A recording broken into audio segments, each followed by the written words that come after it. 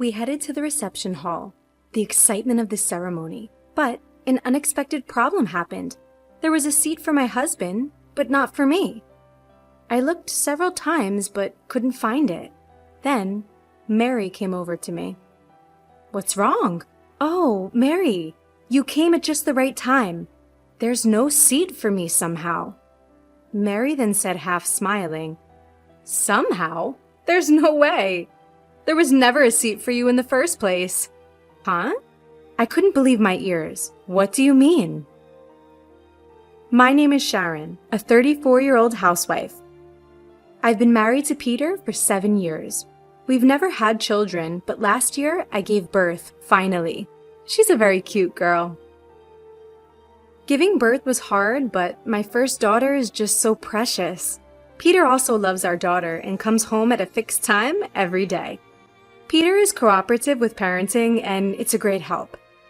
"Sis, give this to my niece." "Oh, Noel, are you here again?" "But my niece, it's just too cute." Noel, my younger brother, who often visits our home, says, "There's a 5-year age gap between Noel and me. We have no other relatives since our parents are no longer with us. Our parents divorced when we were young. Our father had a bad drinking habit, and he would often become violent towards our mother. Our mother decided to divorce as she felt staying together would harm the kids. She took us in, but raising 2 children alone was hard, and she had 2 jobs to support us. Thanks to her, Noel and I are now able to make a living as adults. But our mother must have worked too much. She passed away from cancer about 5 years ago. Yet I believe she was at ease knowing that both of her children were working as employees. I'm truly glad I was able to show myself to my mother in my wedding dress. We'd always lived while supporting each other. Our bonds as a family were very strong. My brother and I vowed to live our lives as happily as possible for our mother. Living day by day in this manner, I'm very happy now." "Oh, what a lovely apron, right? I do have good taste, don't I? Don't be so cheeky. Don't you have anything else to do on the weekend? Go on a date or something?" I teased my brother jokingly, but an unexpected answer came back. "Actually, the reason I came today is that I wanted to tell you something." "Huh? Report?" "Yeah, I have someone I'm considering marrying." "What?" I was surprised. I've never expected this from my brother. It was totally unexpected. "Can I come over next Saturday to introduce her to you and Peter?" "Of course you can. I'll check Peter's schedule too."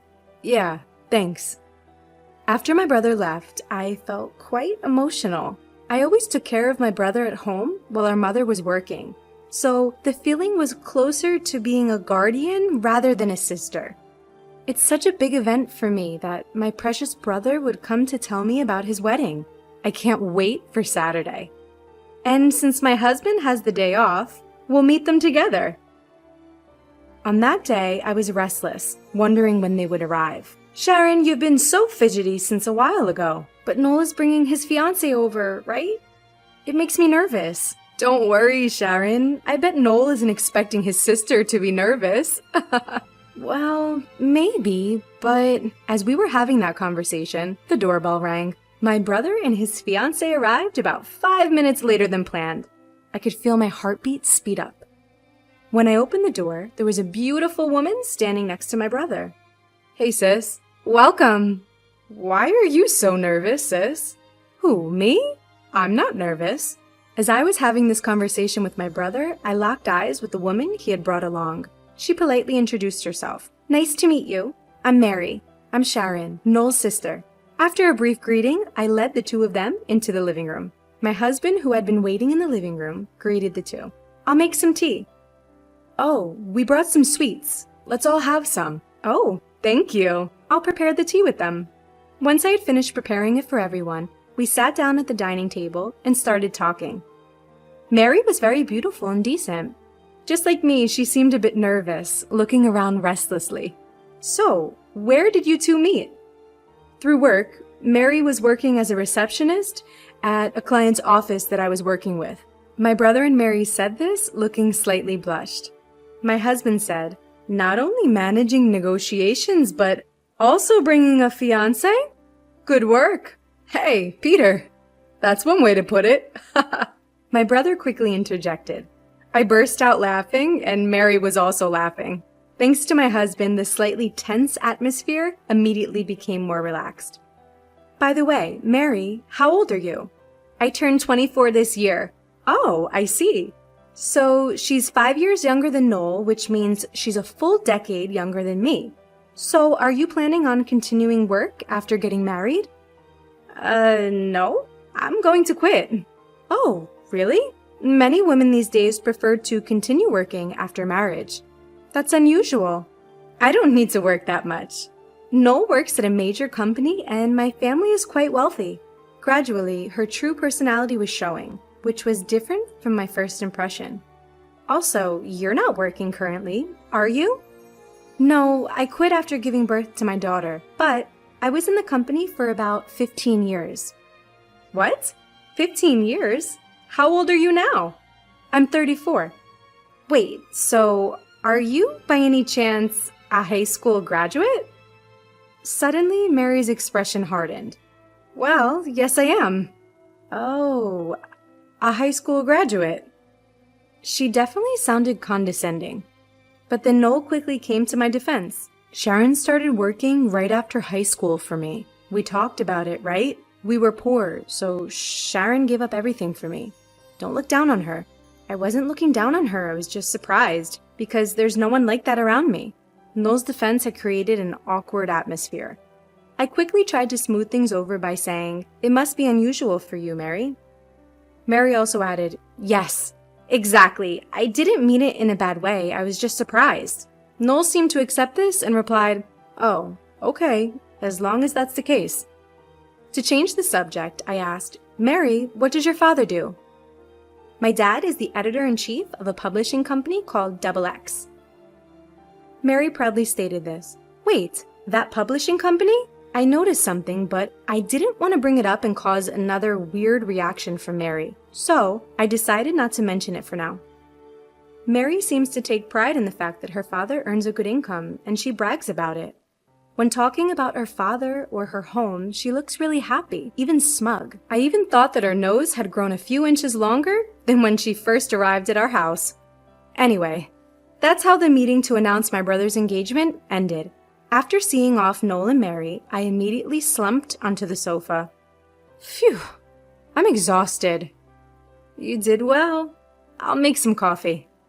My husband said this as he comforted our daughter in his arms. Thank you. But I wonder if Noel's going to be okay. He said this as he moved our daughter to the crib. Huh? Because Mary seems difficult and she was mocking you. I hope they're okay. Well, Noel did quickly point that out, so maybe that part will be okay. Although I said that, I was also a little worried. Noel and Mary had grown up in very different environments, so their values must be quite different. No matter how successful Noel is, the different background could cause misunderstandings.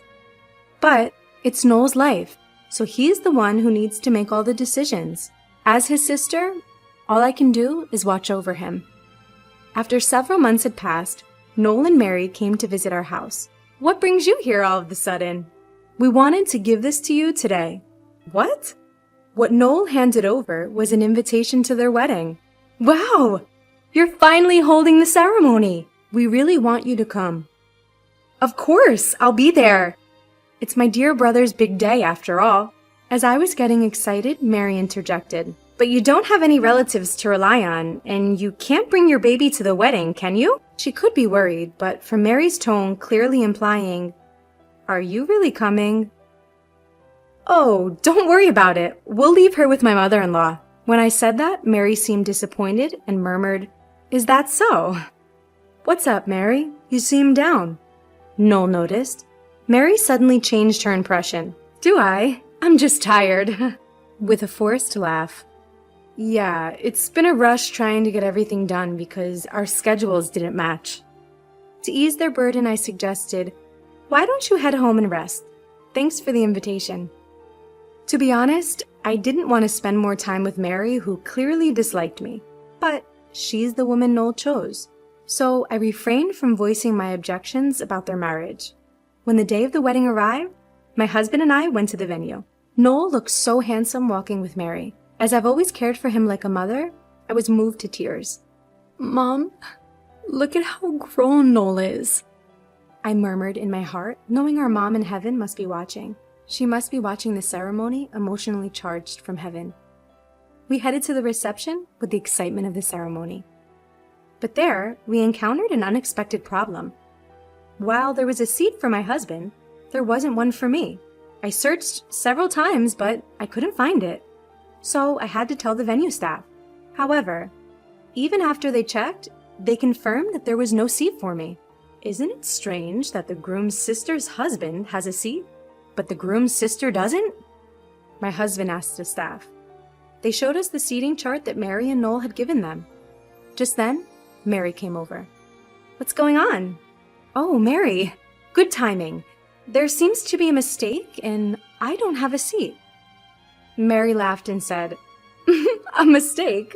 There's no way. We didn't prepare a seat for you from the start." What? I couldn't believe what I heard. "What do you mean?"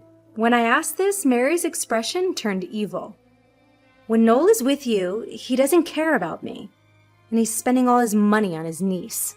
"Can't be. Noel buys things for our daughter, but they aren't expensive, and occasionally. That's not the point. Anyway, my happiness is diminished by you. Please leave." With that, Mary glared at me disdainfully. What a terrible woman she is. Is it possible for someone to act this horribly based on misunderstandings? I hate the fact that my dear brother is marrying a woman like this. Suddenly, a man rushed towards us, exclaiming, Hey, Mary, what are you doing?" "Huh? Dad, why are you so panicked?" It was Mary's father. He also had connections with me. "You didn't say something rude to this lady, did you?" "Huh? This lady? She's the annoying old hag interfering with my happy marriage." What? Apologize right now." What's with you, Dad?" I had enough of their arguing, so I turned to Mary's father and bluntly stated my intentions. "Editor-in-Chief, I want to conclude my column with this week's issue. I deeply apologize. She was disrespectful. We'll do anything, please. Don't quit." Mary's father apologized profusely. Seeing this, Mary was left in shock. I was into beauty after successfully losing weight, and I've been writing about it on social media. Recently, I shared about post-maternity self-care that you can do at home. This made me popular. I make a decent income. I've been writing an article on a magazine which he works for as a chief editor. Thankfully, the magazine's sales had increased, thanks to me, and I had been continuously writing. I had no idea that Sharon's younger brother was my daughter's fiancé. "Oh, you didn't come to the family gathering, did you? You said there was no need for just a sister." I deeply apologize. If I had known it was you, Sharon." You don't realize that your words only emphasize your bad character, do you? Silenced by my words, Mary's father could only stand there, dumbstruck. Anyway, I'd like to formally discuss my column with your company later. Goodbye. Having said that, I left the venue. My husband also left with me, saying that if I wasn't attending, he wouldn't either. Suddenly, my brother Noel came rushing over. Wait! Why are you guys trying to leave?" I explained everything to him. "What? That can't be. When I was at home, I saw a seating chart with Mary, and your name's on it." "I see. So it seems like Mary had shown a fake seating chart to Noel." Realizing this, Noel, his face flushed, stormed into the reception hall. He called off the engagement, stating, "I can't marry a person who treats my sister so poorly." And Noel really wasn't scattering money for his niece. It was Mary who spent a lot.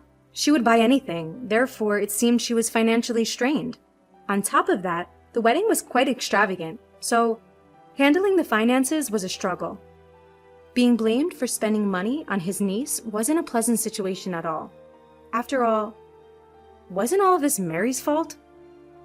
Noel explained to the attendees that it would be just a regular dinner, and then he left. Later, there were issues regarding the wedding costs, but I cooperated with Noel to resolve them. As Noel had proposed the breakup, he ended up in a disadvantageous situation. But originally, it was Mary's fault. Unconvinced, I decided to use my power a little. I told Mary's father that if he agreed to pay all costs, I would continue the contract. Mary's father agreed without hesitation, saying, "Understood." Mary seemed unconvinced. But her father snapped, "It's all because of you," and forcibly made her accept it. This way, Noel was able to break up with Mary without any loss or a negative mark against him. Meanwhile, I continued the contract as promised. However, I did report this incident to the publisher. After that, Mary's father was transferred to a different department and no longer as editor-in-chief. Mary was disowned by her father, saying, "It's all your fault," and was forced out of the house. She had no access to money, but still she couldn't shake off her previous spending habits. She's likely to ruin herself, but it's none of my business, and she brought this on herself. Even Noel said, "Next time, I'll find someone who values you as my sister."